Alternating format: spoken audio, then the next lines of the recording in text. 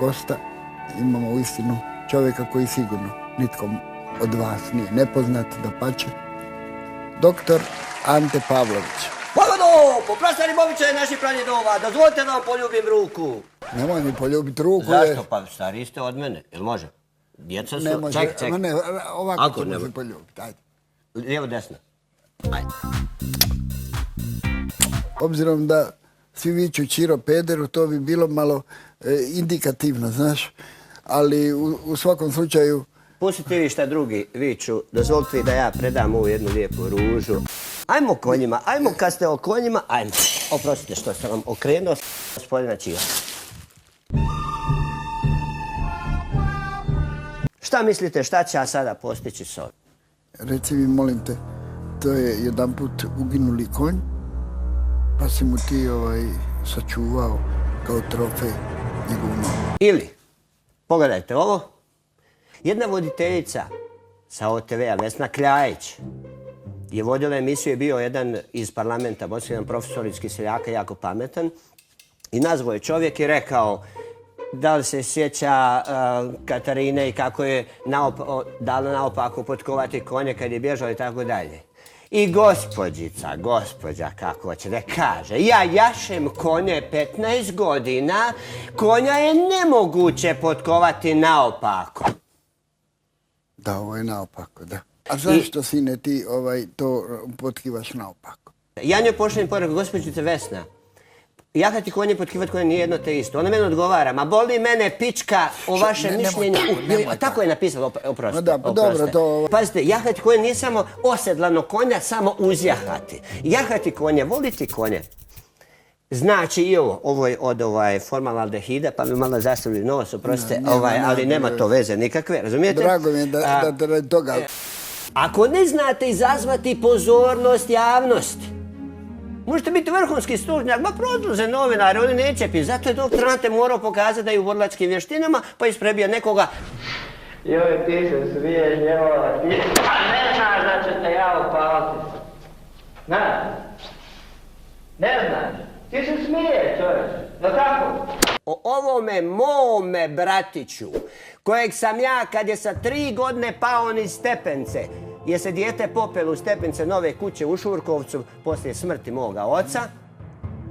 I dijete nije znalo ići u rikverc, nego krelo palo i niz stepence dole i udario zid. I ja čujem u drugoj kući i kaže, Ante, njegova mama Manda. Tokmatić iz Kalajeva.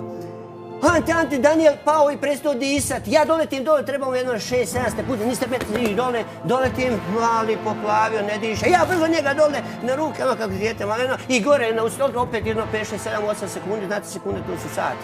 I ja na kraju pratim stol, ja centriram dijete, i on udahne i počne disati. Ja molim te ovom centriranju, o tome svi pričaju, koja je to vrst i na koji način ti to centriraš?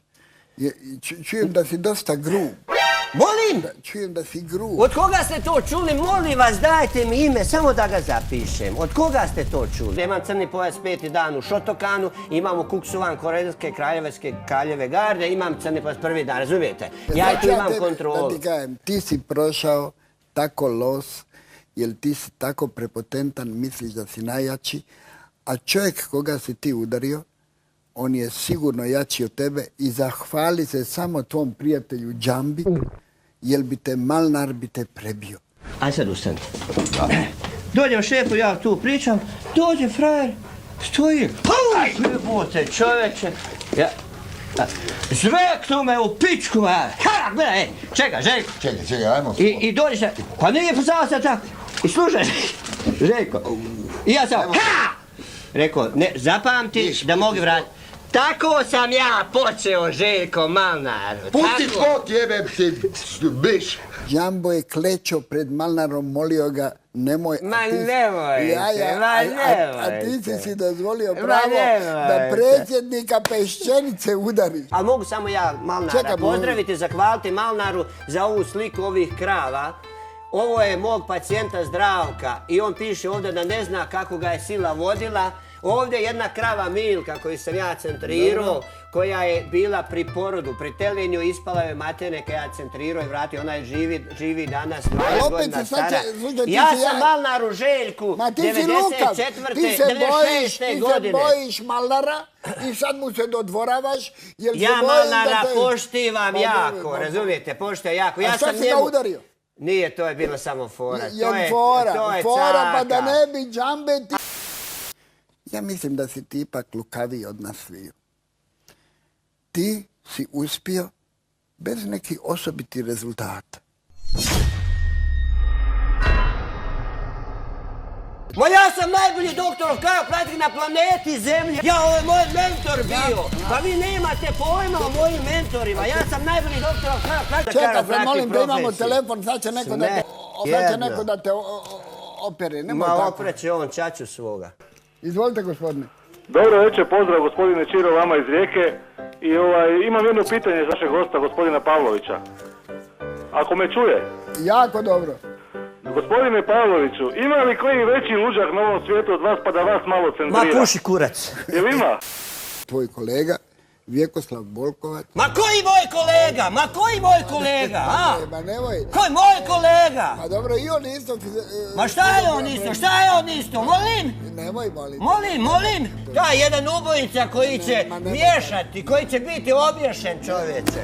Koji će biti obješen. Zato vi športaše, zato vi gubite. Zato vi gubite, jer pojma nemate što je chiropractic profesija. Ako je predsjednik države, ako je išao kod... Pa i vidi se kako on razmišlja i kuda ide. Da, ma polako. To se vidi, ma šta polako? Vama se ne žuri, jer vama se ne jebe, a meni se jebe jer meni kita skače. Mome Danielu, alo! Mome Danielu niste napravili mjesto, sa Rakitićem je najbolji prijatelj. Cimer bil kad su u Njemačkoj, mi sad sam to saznao. Znaš, bojim se za njegovu karijeru da ćeš mu je ti upropasti. Ma nemoj! Ma nemoj, baš si pametan, svaka čast je. Oprosti što sam ti rekao ti. Ipak ste vi jedan gospodin pa da ovakvog luđaka dopeljate u emisiju, da vas ovako vrijeđa tu i pljuje. Ajde, puši nekom drugom tamo. Ja sam gledao, vi sjedate na motor, uopće niste prekontrolirali gume. Šta sam ja ispustio gume? Pa nisi ti ubica. Pa vi nisi ti ubica, kaže se ubojica. Ajde, ne učite malo. Dobro, ubojica. Kako nisam? Jesam. Znate vi koliko sam ja ih poubio? Nisi ti nikog. Uzmete nekog masera koji će onome Pranjiću nategniti, a onda Bilić kaže... Pa i dobila injekciju i onda ga natego još ovako, to je bolečki vještina, ja ću to pokazati. Da te mogu pismom zvati. A kaži mi, molim ti, jel ti znaš jašit konja? A jel ti znaš igrat nogomet? Ja sam tebe pitao, ja tebe pitao, mi govori. Pa čekaj, ćeš ti meni odgovoriti? Pa hoću. Pred utakmicu sa Njemačkom. Da. Žurim, odjačem, bukefalom savršeno. Salfo, ajde da požurim, da stignem, jer ja kad Sajbabu zamolim, prsten dodirnem, to mora tako biti. I on krenu naglo, on krenu, ja potegnem, izgine nove. I ja da iskočim, ajku, pada na leđa, 3 rebra slome. Ti? 3 rebla, 7., 8. i 9. Znam vrhunski jahat. Da. Dobar večer. Dobro večer, gospođo. Gospodin Čiro, vi ste toliko moja velika simpatija i toliko vas obožavam, ali kako ste mogli toga luđaka iz Dragonoca dopeljati? Pa vi samo sebe... Kad bi tebe luđak malo centrirao, Idore. Jesi čuo za Limex, firmu Limex? Limex, oni prave ove sanduke za oružje iz Donjeg Miholjca. To su moji dragi i vrli prijatelji, jer ja sam od njih kupio kasu. Ovdje malo brže, evo, ovdje vrijeme. Evo, pogledajte, imate tamo jednu drugu kartu, pogledajte. Mozak je generator, on kontrolira svatiju. Energija ide, znate, struja dolazi i svi priključite. Nemojte zjevat kad ja pričam, jebem. I ako dođe to smanj... Prestani ti mene korigirati. Pa kad ja pričam važne stvari, vi meni zjevnete, to je isto kao da mi mater opsujete. Ne, ja takvu veliku pažnju imam jer znam da ćeš sad nešto pametno reći. Pa sve sam ja pametno govorio. Nisi. Molim? Ma nisi kad vi isprovocirao. Pa dobro, onda nećemo se više ni susretati, nema problema. Hoćemo pozdraviti premijera. Pozdravit ćemo premijera Da. i pozdravit ćemo sve poštovane gledalce. Gledatelje, pa malo mijenjamo, idemo. Tako. Vraćaj se u Franjevačku gimnaziju u Visoko. Ja sam teologiju 9 godina sam, nisam bio godinu dana, 2 ko ti je Boga ti. Koja časna sestra sa 12 godina se ljutila, koju priča, jebe ti, ajmo se, Fino. Ajde, Bog, davaj.